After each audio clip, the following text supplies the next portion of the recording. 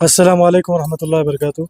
आज हमारे MLA madam Sabita Reddy madam का आज यहाँ सालेन में दौरा हुआ, जिसमें ख़ुसूसी यहाँ की जो ड्रेनिंग लाइन और बल्दी बरखी आबरस्तानी की जो मसाइल है उसको यहाँ पर मैडम इंस्पेक्शन करना है कि सबको हिदायत दी कि जल्द से जल्द ये कामों का आगाज़ करे। और मैडम ये भी बोल रही कि जितना हमारा 40 और 45 करोड़ रुपये और एसडीएफ में 25 करोड़ रुपये जो कैंसिल हो गए उसको फिर से यहाँ पर हम बुलाकर यहाँ के तरक्याती कामों को फिर से चालू किया जाए। हम गवर्नमेंट से रिक्वेस्ट कर रहे हैं कि यहाँ के हालात जितने बदतर थे वो थोड़ा हम बेहतर करने की कोशिश करें, लेकिन और काम यहाँ पर पेंडिंग है।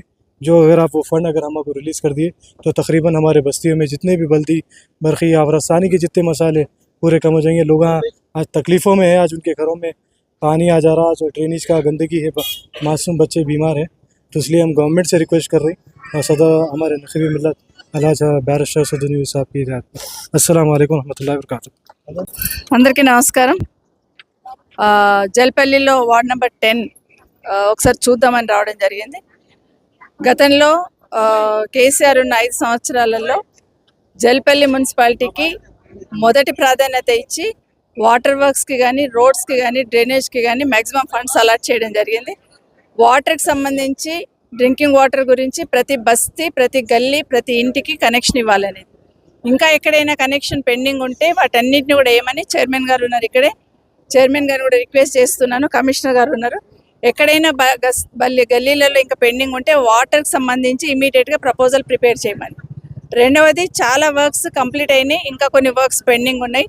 గతంలో కేసీఆర్ గారు వచ్చినప్పుడు, కేటీఆర్ గారు వచ్చినప్పుడు ఎస్డిఎఫ్లో కానీ అదేవిధంగా హెచ్ఎండిఏలో కానీ చాలా నిధులు మన ఒక జల్పల్లికే ఇచ్చున్నాం. హెచ్ఎండిఏలో 45 crores జల్పల్లికి ఇచ్చున్నాము, ఎస్డిఎఫ్లో 25 crores ఇవ్వడం జరిగింది. కానీ ఈ ప్రభుత్వం వచ్చిన తర్వాత, కాంగ్రెస్ ప్రభుత్వం వచ్చిన తర్వాత ఏవైతే నాట్ స్టార్టెడ్ వర్క్స్ అని ఉన్నాయో, ఆన్ గోయింగ్ వర్క్స్ ఉన్నాయో వాటన్నిటిని కూడా ఆపేయడం జరిగింది. నా రిక్వెస్ట్ ఏంటంటే ప్రభుత్వానికి, ఇక్కడ ఉన్న వాళ్ళందరూ పేదవాళ్ళే, వాళ్ళకి కావాల్సిన డ్రైనేజ్ సిస్టమ్ ఇక్కడ చాలా అవసరం ఉంది, రోడ్స్ అవసరం ఉన్నాయి. వీటన్నింటిని పూర్తి చేయాలంటే ఇప్పుడున్న నిధులతో పాటు ఇంచుమించు ఒక 100 కోట్లు ఉంటాయి అనుకుంటే ఇప్పుడు క్యాన్సిల్ అయినాయి. వాటితో పాటు ఇంకా అడిషనల్ అమౌంట్ ఇవ్వాలి ప్రభుత్వానికి. ఎందుకంటే ప్రజాపాలన అన్నారు, ప్రజాపాలన అన్నప్పుడు ఇంక ఎక్కువ ఇవ్వాలి కానీ తగ్గించొద్దు. ఇప్పటికైనా ఈ రాష్ట్ర ప్రభుత్వాన్ని, ముఖ్యమంత్రి గారిని ఒకటే విజ్ఞప్తి చేస్తున్నా, ఎక్కడైతే నిధులు ఆపేశారో వాటన్నిటిని కూడా ఇమీడియట్గా రిలీజ్ చేయండి. కావాలంటే ఇంకెక్కువ నిధులు ఇవ్వండి. ఎక్కువ నిధులు ఇచ్చి కేసీఆర్ కన్నా మేము బాగా పనిచేసినామనే మాట తెచ్చుకోండి, కానీ ఉన్న నిధులను క్యాన్సిల్ చేయొద్దని ప్రభుత్వానికి మరొకసారి విజ్ఞప్తి చేస్తున్నా. ఇప్పుడు ఏవైతే చూసానో బస్తీలలో డ్రైనేజ్ అవన్నీ కూడా మ్యాక్సిమం ఈ ప్రభుత్వం మీద ఒత్తిడి తీసుకొస్తాం.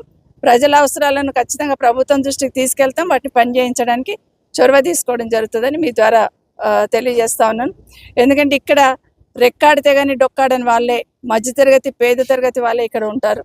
సో వాళ్ళందరి ఇన్ఫ్రాస్ట్రక్చర్ కోసమే గతంలో ఎన్ని నిధులు తీసుకొచ్చినా ఇంకా అంతకు డబుల్ పెట్టినా కూడా ఇక్కడ పనులు కంప్లీట్ కావు. కాబట్టి వాటన్నిటి కూడా నిధులు ఈ ప్రభుత్వం ప్రత్యేకంగా జల్పల్లి మున్సిపాలిటీ మీద దృష్టి పెట్టి నిధులు మంజూరు చేయాలని రిక్వెస్ట్ చేస్తా ఉన్నాను. లాస్ట్ 5 yearsలో బాడీ వచ్చినప్పటి నుండి, నేను లాస్ట్లో గెలిచినప్పటి నుండి ఈ ఒక్క వార్డులోనే 5 కోట్లు ఖర్చు పెట్టినాం. 5 కోట్లలో 1.5 crore డ్రింకింగ్ వాటర్కే ఇచ్చినాం. సో 3.5 crores రోడ్స్కి ఏదైతే ఇచ్చున్నామో దాంట్లో ఇంకో 50 lakhs పెండింగ్ ఉన్నాయి. అవన్నీ కూడా రిలీజ్ చేయాలని